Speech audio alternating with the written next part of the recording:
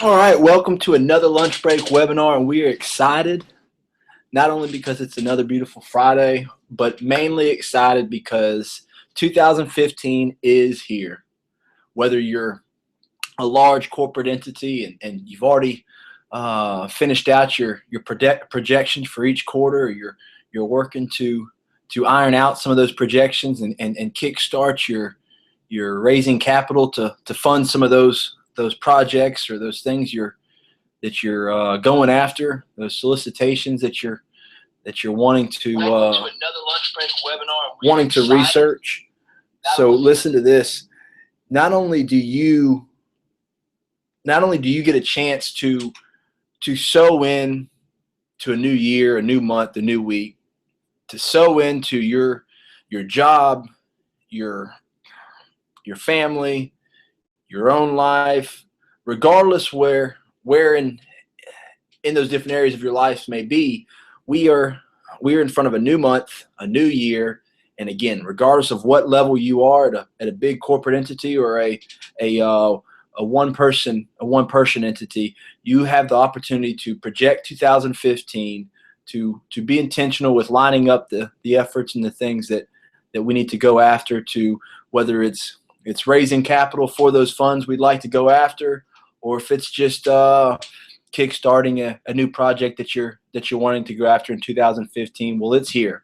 And if you are new to the lunch break webinar, we have this 12 o'clock Central Time each and every Friday, and we hope you and your friends and coworkers can join us next Friday, as well as just an opportunity to get your mind wrapped around your personal or business finances, at least 30 minutes a week, to try to stay focused for that time on different areas that you're going through, that we may touch on from this 30 minutes, or a case that's similar to yours, or just an opportunity for why I'm rambling on what's on my heart, a chance for you to doodle on your yellow legal pad, or on your Excel spreadsheet on some areas in your household finances or your business finances that you can iron some things out and work on some things. So today's word of the day that we're going to be focusing in and pressing in on, I've been floating around James a lot lately. Perseverance is something that I'm getting worked out on pretty heavily as of currently. But you know, I'm trying to remind myself, and people that God's placed in my life are reminding me to just continue to laugh my way through some of these times, because it's not if, but when we're going to be going through trials and temptations and tribulations. So want to share with you before we get rolling into more about perseverance. I want to share with you, it's out of James 1 verse 2. Consider it pure joy, my brothers and sisters, whenever you face trials of many kinds, because you know that the testing of your faith produces perseverance. Let perseverance finish its work, so that you may be mature and complete, not lacking anything. Verse 4, let perseverance finish its work, so that you may be mature and complete, not lacking anything. During that time, your perseverance, or our perseverance muscles, getting worked out. That finish its work, I don't know how God's timing works or how God works, but sometimes that let perseverance finish its work, so that you may be mature and complete. I feel like as long as we have the opportunity to eat, live, and breathe on the face of this earth, our perseverance muscle is going to be getting worked out. So perseverance, finish its work, so that you may be mature and complete. We're constantly going to be getting worked out. We're constantly going to be getting matured. We're constantly going to be getting made complete until it's our, hopefully, time to meet our Maker. But where I really want to focus in on is while we're here on this earth, that perseverance and those trials and tribulations that we face during those perseverance, that not if, but when we fail and when we sin at times, that we pick back up where we left off, dust ourselves off, and rely on Him, rely on our spouse, or rely on our friends and loved ones that can install that healthy relationship in our life, to pick back up, strive for perseverance, strive for excellence, and get our things moving forward that God has us set to do. So perseverance, again, is the word of the day.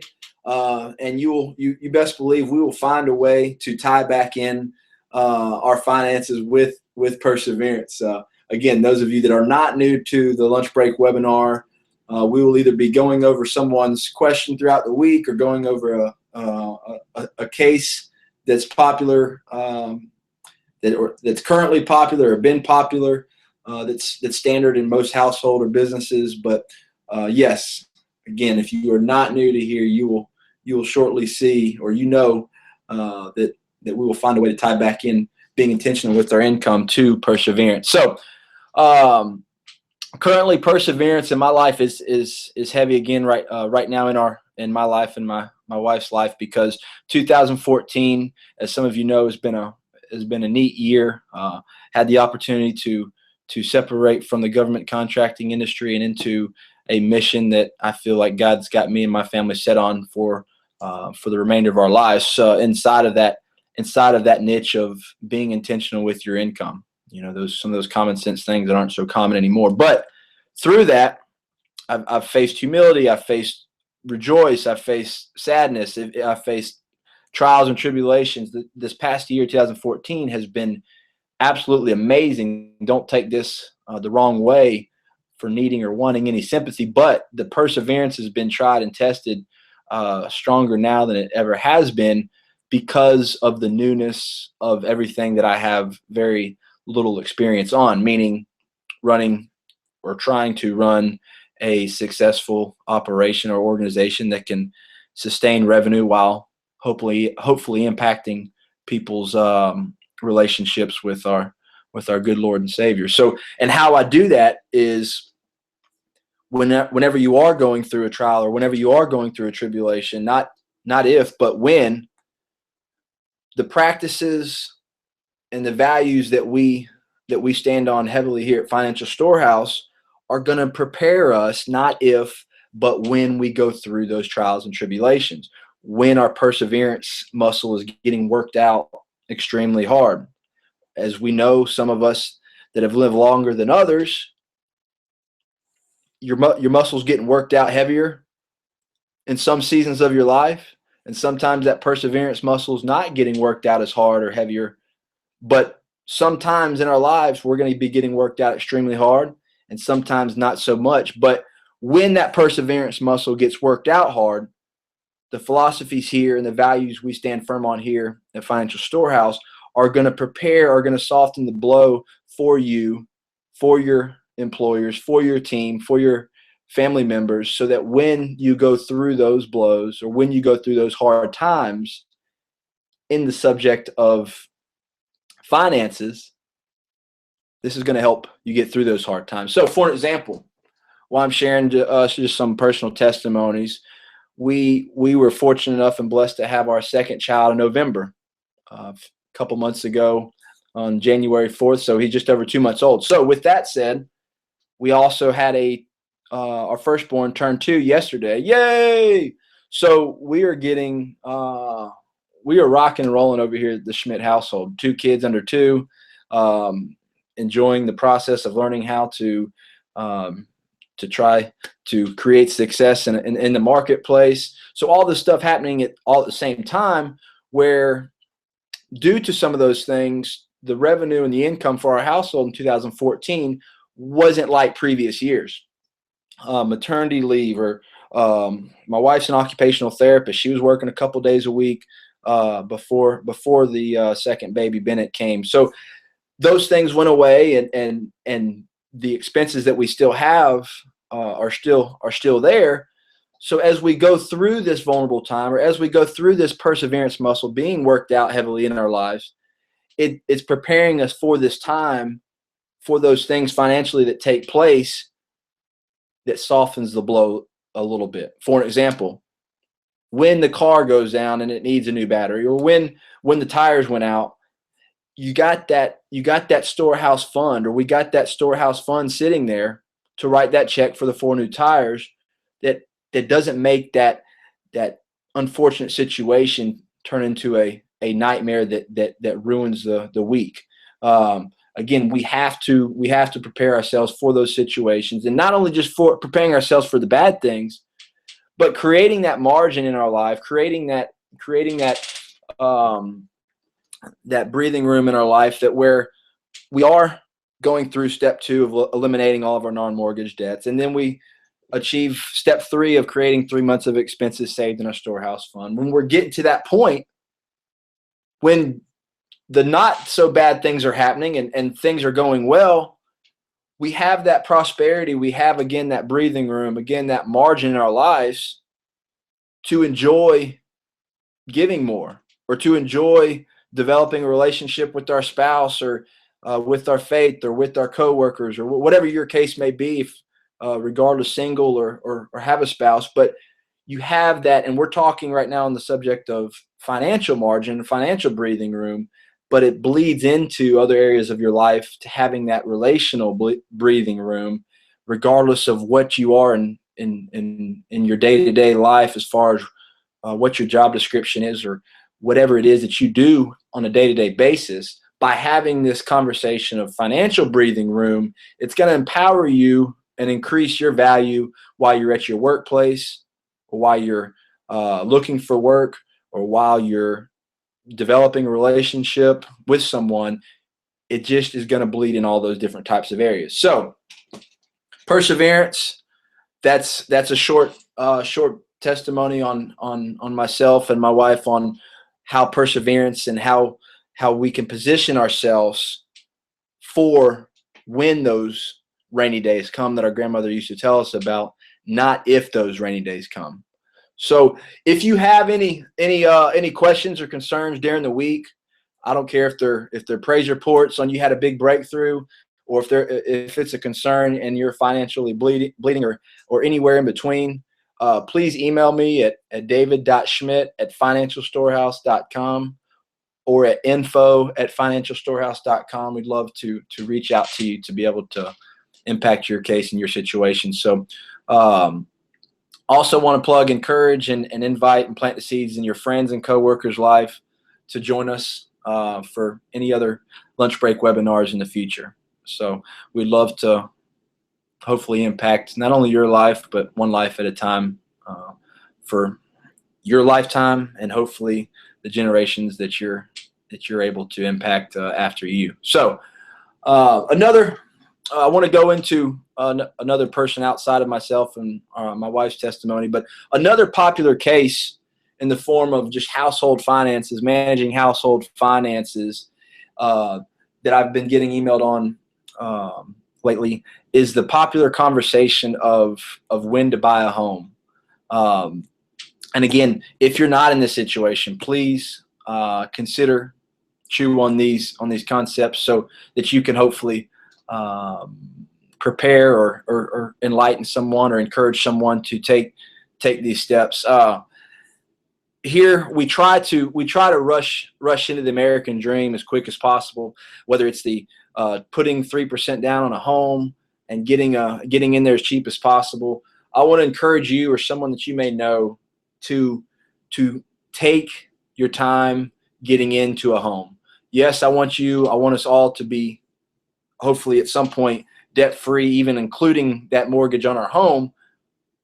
But if you're going to take out a mortgage, let's do it where when we do get in that mortgage doesn't strap us, and all of a sudden it turns into a strong curse that is weighing us down. So in the name of purchasing a home, after the shopping and the trying out, the huge investment that you're getting ready to procure, the huge investment that you're getting ready to make, obviously you've walked through the house, you smelt the house, you've given it a warm and fuzzy. But at that point, if you're not in a place financially to purchase a home, consider this. And again, please don't hesitate. I love the conversation throughout the week, to contact me at info@financialstorehouse.com, or even call me at 850-685-0631. So hopefully maybe we can have coffee and talk more about it. But seriously, consider this. If you're in this situation of looking to buy a home, or if your grandchildren are in the situation of looking to buy a home, let's get past step 3. And for those of you new to the storehouse steps, we're going to get through step one, which is saving that $1,000 cash. Some of us may already have that. Boom, earmark step one, done. Step two, we're going to eliminate all of our non-mortgage debt. That's everything outside of your mortgage, your cars, your credit cards, your hospital bills, your student loans. Let's eliminate those one at a time, free up those expenses, get those out of our life. We have to look at our income like a river, like a stream flowing through. And the dams are like those expenses. Those dams are stopping that flow. They're not getting that water that we need flowing freely. Once we eliminate those dams and get rid of those beavers and take care of those things, now we're freeing up that income to move into step three, which is that 3 months of expenses saved in cash in your storehouse fund. Okay, so now stop. What are we talking about? Again, we're talking about when your grandchildren, or you, if you're going through this, or a loved one that you had a conversation with yesterday about, encourage them to get to this point that we just went over through step three, and now let's save up for that house. If you're blessed with a great income and you can save up and put 100% down, which is not having a mortgage, great. But at least I'm encouraging you to come down with a 10% down payment to a home that you can put down on to hopefully free up those expenses to be less as possible when you do move into that home. Again, at this point in your life, you have no other debts besides your mortgage. You have 3 months of expenses, not if, but when the hot water heater goes down, or when you have a roof leak, or when those things happen. You're having that relational margin in your life while you're living underneath that room, that not if, but when something happens, we can take care of it. But if you're in a house or you're in a home right now and you're already past this point and you're still in non-mortgage debt and you don't have much shaved up, we got to get to a situation in our lives that we can get to that point. We got to get our lives focused on those steps so that we can get to that point. Again, briefly going over those steps. Let's save up that $1,000 cash. You may or may not already have that. Sell so many things around the house. Put them on Secondhand Sisterhood. Sell them on any of the Facebook pages that are in your community that have the buy, sell, and trade. Sell things that you need to purge from after having these Christmas extravaganzas with the uncles and aunts and grandparents. I think you get the point.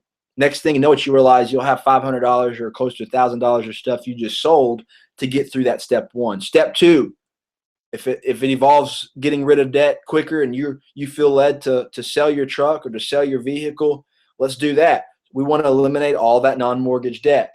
And then let's free ourselves up to get to step three, which is 3 months of expenses saved in cash, so that we can have the cash on standby to be ready to write that check for not if, but when something happens. If you get a chance, or if you have a chance, whether on your smartphone or if you have a Bible close by, I want to pour into a couple of verses to take a quick break real quick. Go to Proverbs, I believe it's 21:20, but yeah, Proverbs 21:20 says this. Well, let me give y'all a few more seconds if some of y'all were caught off guard, but again, I'll try to go through a couple verses each lunch break webinar for those of you that are new. For those of you that are returning, welcome back. Proverbs 21:20, the wise store up choice food and olive oil, but fools gulp theirs down. I try to be careful in translating or changing any verses, but I do feel comfortable / confident to dig into this Proverbs 21:20, where it talks about being wise, storing up choice food and oil. It's wise to have those things stored up, aka our storehouse fund, but fools gulp theirs down. But fools eat all the choice food and olive oil. They gulp it down so that there's none stored up. We need to store up our choice foods and oil, whether it's through storing up food in your pantry or storing up your storehouse fund to soften the blow for when life happens. But I want to kind of press in on that verse, because in this NIV version of Proverbs 21:20, It calls us fools for gulping down our, in this case, choice food and oil. We can also replace that with our paycheck or with anything else that we receive. Enjoy the contentment, enjoy the balance of contentment of living off less than you make or living off less than you receive, so that we can store up that margin in our life that we need to add value to our relationships, to working with someone a few months back where, because they were working 3 jobs, it affected their opportunities to go and fellowship with their friends and family at church on Sundays. And also not only just the church conversation, but they couldn't do things with friends and family too much because of them being tied down to those jobs because of the financial mess that they're in. But the good thing about that is it's just for a short season of their life. He's on him and her. They're on a plan. They're grabbing the bull by the horns. They're going to knock all this stuff out and get through step 1, 2, and 3 probably within a year and a half, and get themselves in a situation where they're no longer working those 3 jobs. So again, Proverbs 21:20, the wise store up choice food and olive oil, but fools gulp theirs down. I want to go into to one more verse before we move on and finish up finish up today's lunch break webinar. Go with me to 2 Corinthians. No, okay. Let's go to this one then. All right. 1 Timothy 5:8. And I'm reading out of the NIV. But 1 Timothy 5:8. Yeah. Anyone who does not provide for their relatives, and especially for their own household, has denied the faith and is worse than an unbeliever. Anyone who does not provide for their relatives, and especially for their own household, has denied the faith and is worse than an unbeliever. Yeah, that smacked me across the face too when I not only read it the first time, but even now. The importance of, I understand we can't take care of Uncle Tom's bad habits or Cousin Eddie's crazy lifestyle. I don't believe it's saying that, but we need to be prepared by, again, not if, but when life happens, to provide for our relatives and especially for our own household. Don't strap yourself in with living of the luxury things of this world.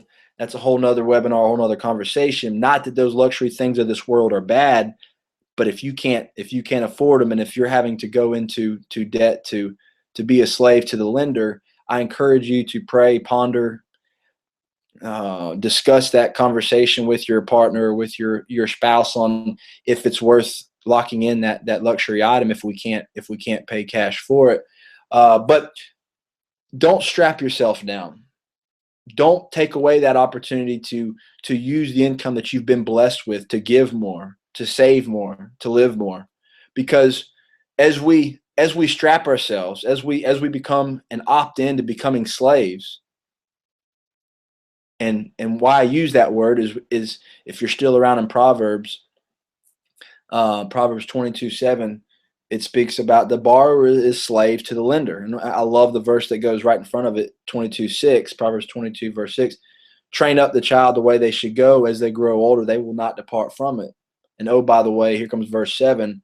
The borrower is slave to the lender. So don't opt in to be a slave. And if you're currently a slave, again, I and my wife, we're currently a slave to our mortgage because we have a mortgage. I have a debt as well. So yes, I do love talking about how we can balance ourselves out, and we need to balance ourselves out with giving and saving and living regardless of where we are, but especially if we're tied down and our breathing room is very limited because we have a large amount or any amount of non-mortgage debt, and we're strapping our income to pay other people and other vendors things instead of paying and investing in our fields and ourselves and in our family, so that we can use our funds that we have been blessed with, that we work our what's off to get, use those funds to do those things and fund those things that the good Lord has put you on a mission to do. So instead of paying, and there is a use for banks and no hard feelings towards banks, but instead of paying financial institutions because of your monthly debts each month, let's get rid of those and start paying ourselves each month and using those funds that we're working hard with to fund things that we're passionate about for ourselves or for others. So perseverance, touched on that today, touched on a popular situation, especially with the generation that's in their mid-20s to younger 30s. So many people go through that 5 year of graduating college, falling in love, getting married, buying a house, having kids, and the next thing you know, you turn around 5 years later, and it's like, what just happened? I'm $30,000 in car loan debt and don't have 3% to put down on a home, and now we're strapped. So if you are in that situation, let's get out of it. I encourage you to hit that little yellow box that asks if you're ready for a financial storehouse coaching session, or if you just want more information.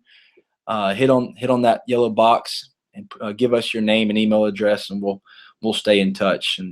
And again, don't hesitate to contact me at info@financialstorehouse.com if you want to know more information about the coaching session, or if you just want to know more information about what Financial Storehouse is all about, or if we can serve you in any way. But again, encourage you also reach out to coworkers, family, friends, loved ones. Come join us next Friday, 12 o'clock. Hang out on the Google Hangout. Your link will be sent to you via email so we can hang out again. Until next time, give more, save more, and live more.